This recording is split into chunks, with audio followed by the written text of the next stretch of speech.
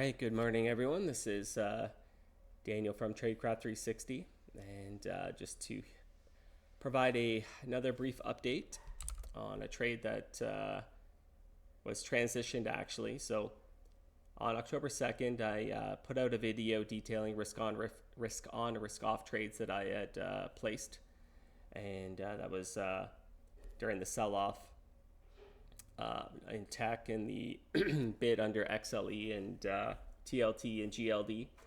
So just to recap, the 80 contracts that I sold on TLT for 9 cents that expired worthless for a gain of 720, and the 10 contracts sold on GLD. Again, that was sold for 35 cents that also expired worthless, so 350 US on that one. Now, the bear put spread that I had into Friday, I used the $92 call to finance the spread.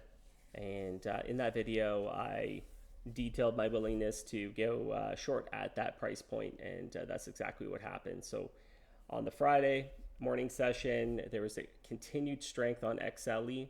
It breached the 92 strike and basically got above 93, almost got as high as 94. And when I sort of realized that in the morning session that there was continued strength on XLE, I wanted to initiate the short and put myself in the best position to cover the cost of the protective call that I would end up purchasing. So to that end, I initially sold the 94 put into next week, Friday. 20 contracts and 30 contracts respectively. And then as the price appreciation on XLE sort of unfolded, I had made some money on that put, and then I elected to close it out as there was a little bit of some two-way action throughout the day, and I booked 24 cents on that. I also elected to sell the 97 call, again, to cover some of the cost of the put, and I ended up closing that for about 5 cents as well, just because I wanted to give myself a free hand into Monday. So net, I generated 29 cents of booked premium to cover the $1.28 of the 94 call that I purchased into next week, Friday. So bit of a convoluted trade, but I think the basis of it is that XLE's extended pretty far from the 8-day moving average. It's outside of its channel.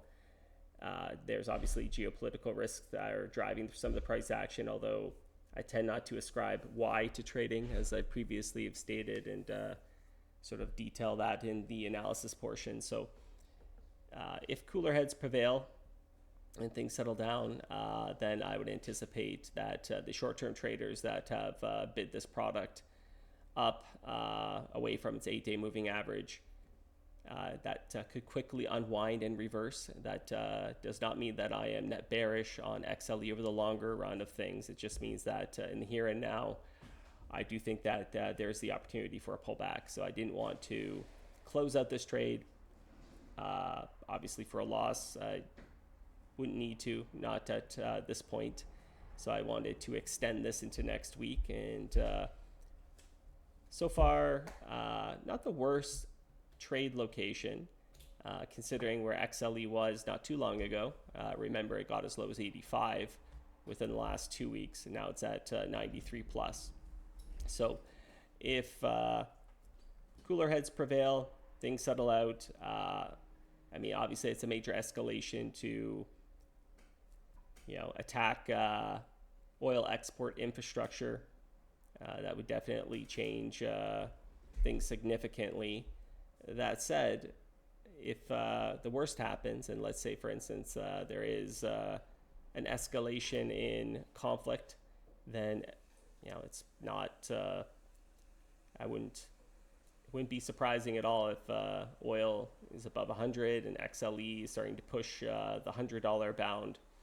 And I would just take a look at that and say that, I would reinitiate the short, to be honest with you.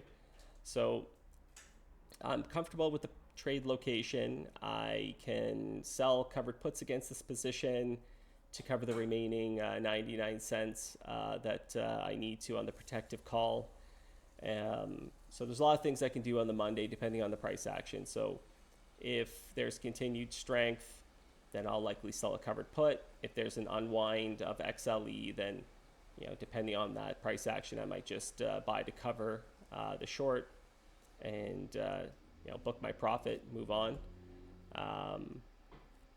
I might even sell an out of the money call option again, so into the Friday. So there's lots of things I might be able to do with this, and so I look forward to detailing those videos. So overall, not the worst price location or trade location. There's certainly the potential for an unwind on XLE, just given the factors that have led into this particular move in the underlying and how far away it is extended from the 8-day moving average, that it's sort of outside of its trend channel.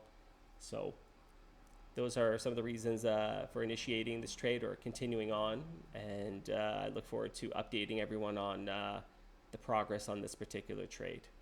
And all right, everyone, so that's about it. I think I've detailed everything I need to. I know it's a number of videos, but I definitely think it's the analysis is worth it, and hope that you appreciate it, and have a great weekend. All right, take care. Bye-bye.